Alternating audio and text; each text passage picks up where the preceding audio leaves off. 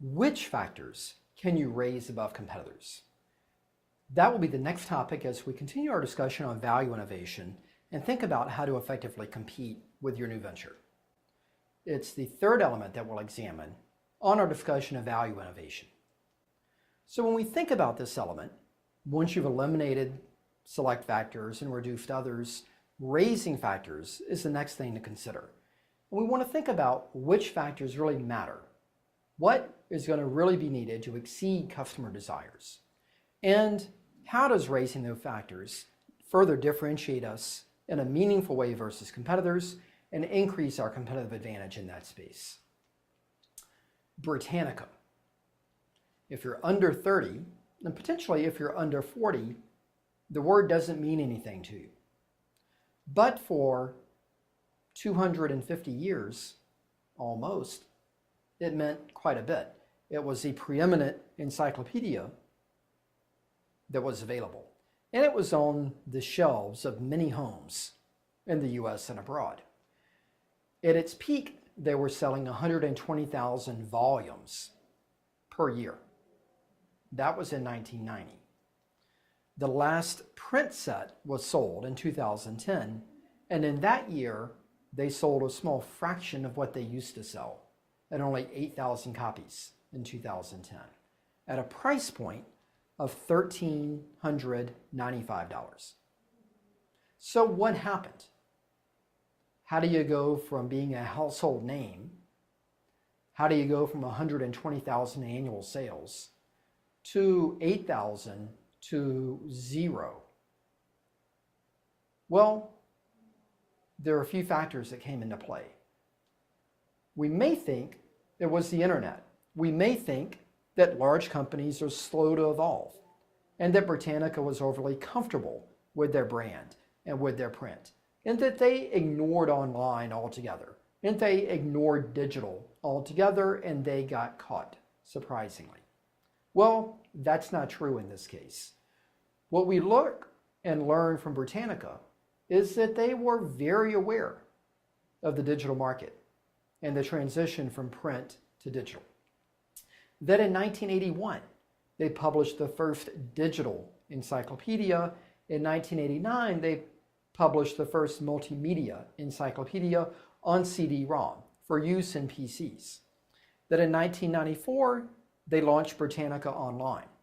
1994 predates the majority of the large websites that you use and that you're familiar with. So a very early entrant in the digital space. Mobile apps, 2000. Kid-facing mobile apps, 2010. Continually, Encyclopedia Britannica has been at the forefront of developing premium digital content. But what happened was something called Encarta from Microsoft. Britannica delivered a very comprehensive, very high quality product, while Encarta brought along something different that was very inexpensive, that had a multimedia element, that was not at all comprehensive, but was good enough. And sometimes as entrepreneurs, good enough is what we need to compete. We don't necessarily need infinite detail and infinite accuracy and the highest level of quality to be competitive. Customers may not be willing to pay for that. And that's what we found with Britannica. Microsoft also had something a bit different than Britannica had, which were other revenue streams. Microsoft was able to almost give away Encarta because they wanted to make money by selling the Windows platform and Windows-compatible computers as part of that experience. So while Britannica was in parallel trying to sell print copies and digital editions as their only revenue streams, Microsoft had different revenue streams, and Encarta played a very different role that was not the prize offering of the company, it was an add-on and something that they almost gave away. But that wasn't the final chapter in the story on Britannica or Encarta, and that something called Wikipedia came along a few years later. With Wikipedia, it changed the category. It changed the product definition of what's an encyclopedia, and it brought along a low cost, and low in this context is zero, and it created new value. And they covered a much broader array of topics.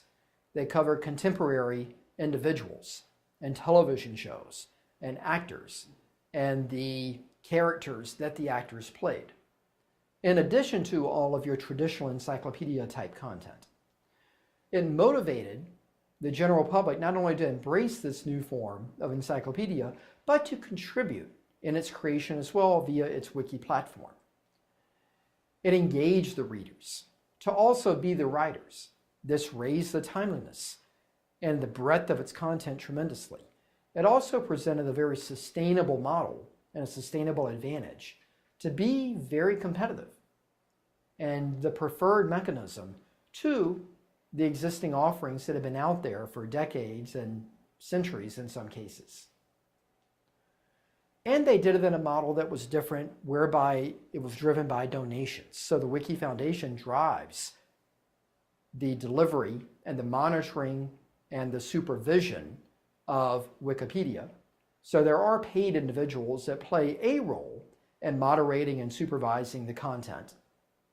And they're, in this model, generating approximately $45 million per year in contributions and donations by Wikipedia users globally to support and sustain the platform. And they spend about 35 million of that you can see here, delivering the programming, in this case is maintaining the platform, as well as other administrative and fundraising activities as well. So you see that Wikipedia is, again, not free to run by any means, but through their donation model, they found the donation model as a reasonable path for them to sustain and grow their operation. So in summary, we want to recognize that raising select factors is a very important piece of the value innovation puzzle. It's a big question is, what are those factors? It's not as simple as saying, there's something that's print, let's make it digital. That's a bit obvious in this age. That's something Britannica tried and that Britannica failed at.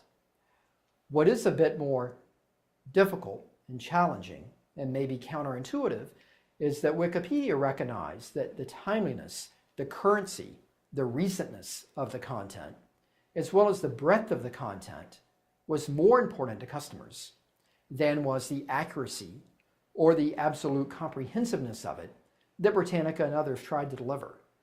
So when looking at a sea of factors that we would think all four of these elements are important, the winning entrepreneurial companies can diagnose which two are the more important of the lot and can focus their time and energy on that.